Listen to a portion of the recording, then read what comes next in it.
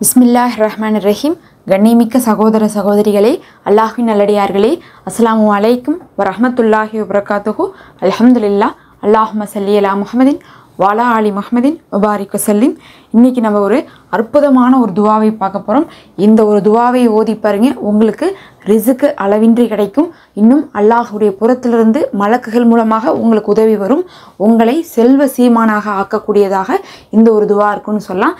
இந்த மாதிரியான ஒரு அற்புதமான துவாக்களை நம்ம மனப்பாடம் பண்ணி வச்சுக்கிறது அப்படிங்கிறது நமக்கு பல நேரங்களில் கை கொடுக்கும். ஏன்னு பார்த்திங்கன்னா, நம்ம எவ்வளோ தான் துவா செஞ்சாலும் இதில் இருக்கக்கூடிய வார்த்தைகள் மாதிரிலாம் நமக்கு துவா செய்ய தெரியறதில்ல. ஆனால் இந்த வார்த்தைகள், இந்த ஒரு 4 வரி இருக்குது. இந்த துவா பார்த்திங்கன்னா உங்களுக்கு நீங்கள் கேட்க வேண்டிய அனைத்தையுமே உள்ளடக்கியிருக்கும். இப்போ அந்த துவா என்னன்னு பார்க்கலாம். இந்த துவாவை ஒரு முறை ஓதிக்கொள்ளுங்க.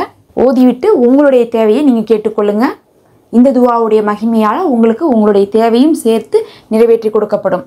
அந்த துவா தான், அல்லாஹும்ம இன்னக்க தஅலமு சிர்ரி வ அலானியத்தி ஃபக்பல் மஹ்திரத்தி வ தஅலமு மாஃபி நஃப்சி ஃபக்ஃபிர் துனூபி வ தஅலமு ஹாஜத்தி ஃபஅஹ்தினி சூலி.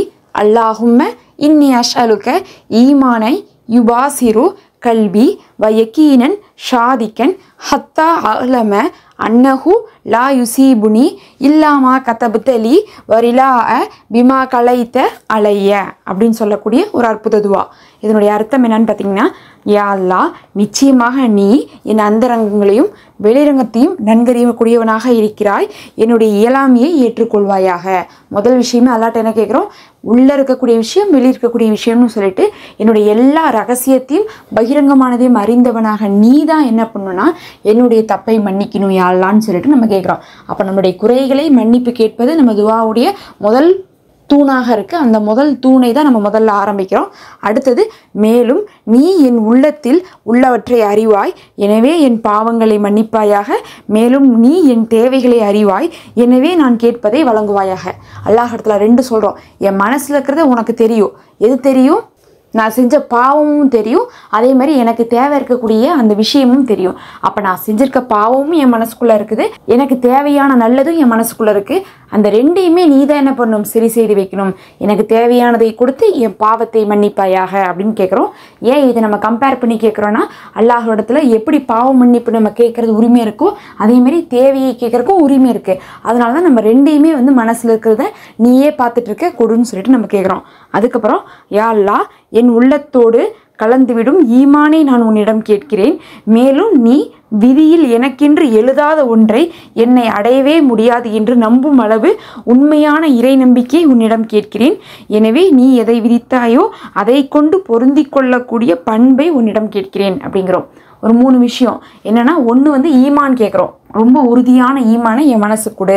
ஏன்னா இப்போ உலகத்தில் எத்தனையோ விஷயங்களை பார்த்துட்டு, உலக வாழ்க்கையை பார்த்துட்டு ஈமானை இழந்துடுறாங்க. அதனால் அல்லாஹ்விடத்துல ஒரு உறுதியான ஈமானை கொடுன்னு கேட்குறோம். கேட்டுட்டு, நீ விதியில் எனக்கு வைக்காத ஒன்று எனக்கு வரவே போகிறதில்ல, ஆனால் அது மேலே நான் ஆசை வைக்கக்கூடாது. அதனால் நீ விதியில் எது வைக்கலையோ அது மேலே எனக்கு ஆசையை கொடுக்காத, அதன் மேலே எனக்கு தேவையே கொடுக்காத. அதே சமயத்தில் நீ எனக்கு எதை கொடுத்துருக்கியோ அதை கொண்டு நான் திருப்தியாக வாழணும் அப்படின்னு நம்ம கேட்குறோம். அப்போ அல்லாஹ்விடத்துல எனக்கு நீ விதித்ததை எனக்கு திருப்தியாக்கு அப்படிங்கிறதையே நம்ம இது மூலமாக கேட்குறோம். இந்த துவாவை நீங்கள் ஓதுனா அல்லாஹ் உங்களுக்கு கொடுத்துருக்கக்கூடிய வாழ்க்கையே உங்களுக்கு போதுமானதாக இருக்குமாமா. நமக்கு ஏன் நம்ம துவாக்களில் கேட்குறோன்னு பார்த்தீங்கன்னா, தேவைகளை நமக்கு இருக்கிறது பத்தலைன்னு தான் கேட்குறோம். ஆனால் இருக்கிறதே பத்தக்கூடிய அளவுக்கு இருந்துட்டா அதை கொண்டே நம்ம சந்தோஷமாக வாழ்ந்துருவோம். அதை தான் நம்ம இந்த துவாவின் மூலமாக அல்லாஹ்விடத்தில் கேட்குறோம். இந்த துவாவை ஓதிவிட்டு நீங்கள் உங்கள் தேவையை கேளுங்க. அல்லாஹுடைய கிருபையை கொண்டு உங்கள் தேவையும் என்னாகும், நிறைவேற்ற தரப்படும். அதே மாதிரி உங்களுக்கு ஒரு திருப்தியான வாழ்க்கையும் அல்லாஹுடைய புறத்திலிருந்து கிடைக்கும்.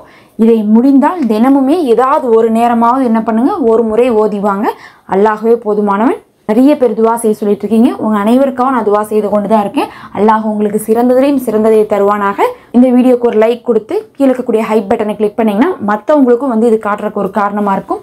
என்னையும் உங்கள் துவாவில் சேர்த்திக்கொள்ளுங்க. நம்ம சேனலில் மெம்பர்ஷிப் இருக்குது, விரும்புகிறவங்க ஜாயின் பண்ணிக்கோங்க. அடுத்த வீடியோவில் பார்க்கலாம். அஸ்ஸலாமு அலைக்கும்.